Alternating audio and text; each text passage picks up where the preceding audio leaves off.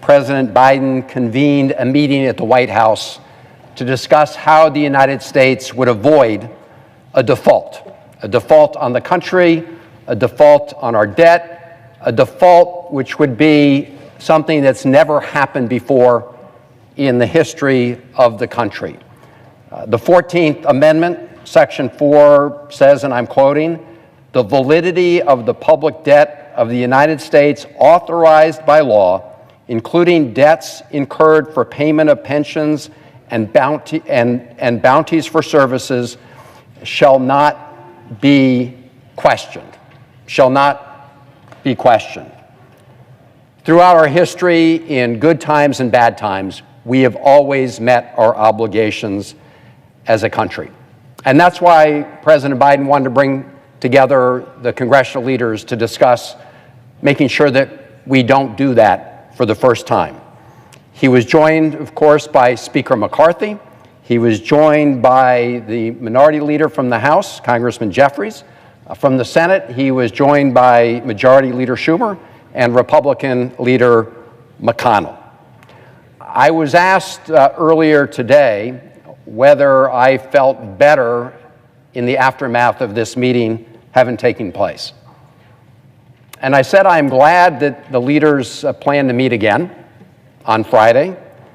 But no, I don't feel more comfortable or confident today than I did before the meeting. And the reason is this: because Speaker McCarthy continues to threaten to default on America's debts unless he and the MAGA Republicans in the House can impose big parts of their agenda on the country, impose their agenda on the American people. I just want to unpack for a moment what exactly that means. What exactly is Speaker McCarthy saying to the country? And he's saying this, that if the Senate doesn't go along with the very extreme proposals passed by the House Republicans, and if the president doesn't agree to sign on to those extreme proposals, he will allow the United States, for the first time in our history, to default on our obligations. And what does that mean?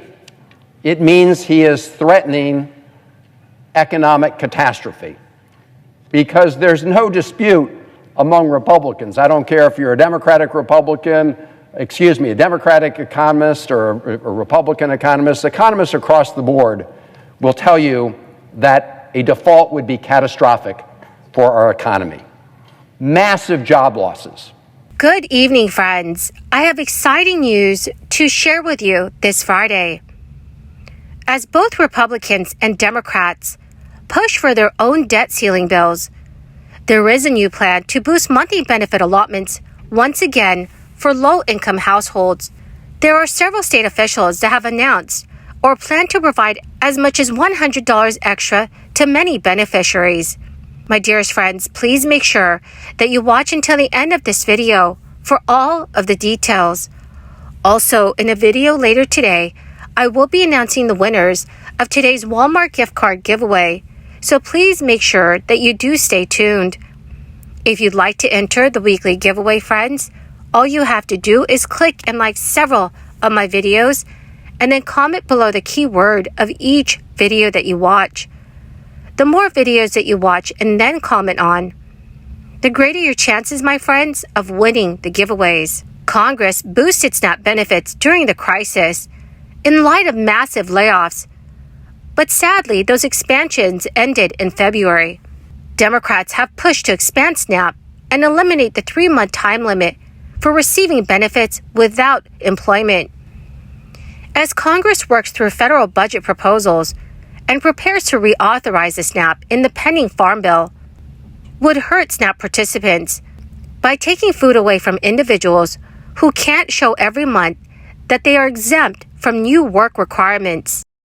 One bill from House Agriculture Committee member Dusty Johnson and more than 20 other House Republicans would dramatically expand SNAP's work requirements, putting more than 10 million Americans, including millions of children, at the risk of losing at least some of their food benefits. Current federal law requires able-bodied SNAP recipients who do not have children and are aged 18 to 49 years old to work, go to school, or train for at least 20 hours a week.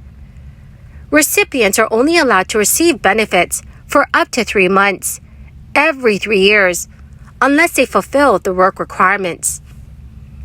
The bill, led by Representative Dusty Johnson and co-sponsored by 24 Republicans, would extend that age as well as eliminate waivers that are currently used by 18 states to exempt recipients from work requirements.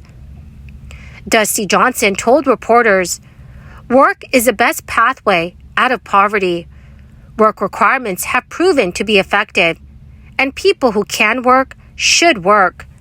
Before the crisis, there were 1.36 million households with able-bodied adults and no dependents that were receiving SNAP benefits, despite reporting $0 in gross income. Representative Johnson has said that he wants a legislation attached to the must-pass Farm Bill, which both parties must come together to reauthorize. Many lawmakers are opposed to Dusty Johnson's proposal.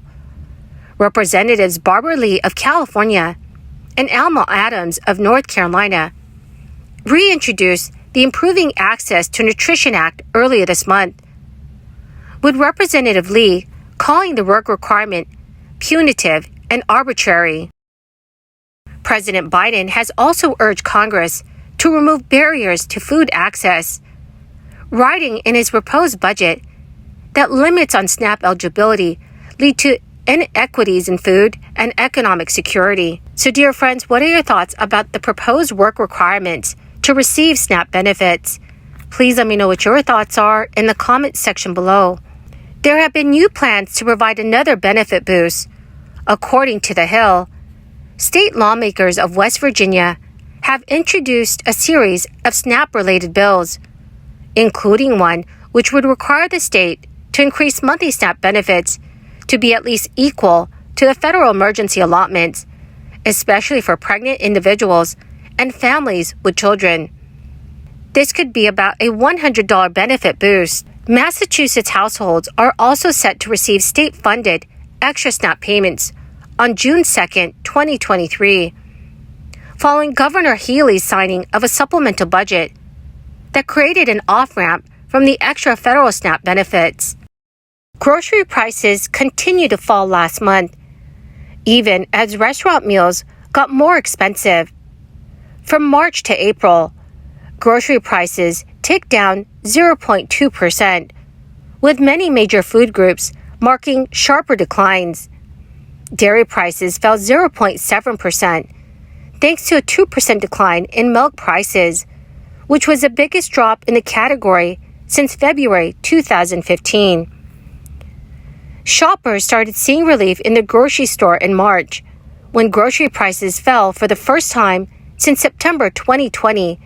But overall, it's still been an expensive year for food shopping. Restaurants have been raising menu prices to cover their own costs and pad profits. For a while, menu increases were rising at a slower rate than grocery prices, and restaurants made the case to customers that we're getting a deal. Sales went up, even as people cut back. But now, that may start to change. Food prices have been soaring due to a number of factors. Extreme weather, from droughts to flooding, has been hurting crops and reducing supply. And all of these disruptions have provided cover for food companies to raise prices even way above what the rising costs would dictate. Well, my magnificent and most marvelous friends, that is the end of my daily stimulus update video for this evening. Thank you, dearest friends, for joining me here and for being part of this community. To say thank you and to show my appreciation, I will be announcing several winners in a video later today for the Walmart gift card giveaway. If you'd like to enter the weekly giveaway, friends, all you have to do is click and like several of my videos and then comment below the keyword of each video that you watch. The more videos that you comment on, my friends, the greater your chances of winning the giveaways. Thank you and have a wonderful and very blessed Friday.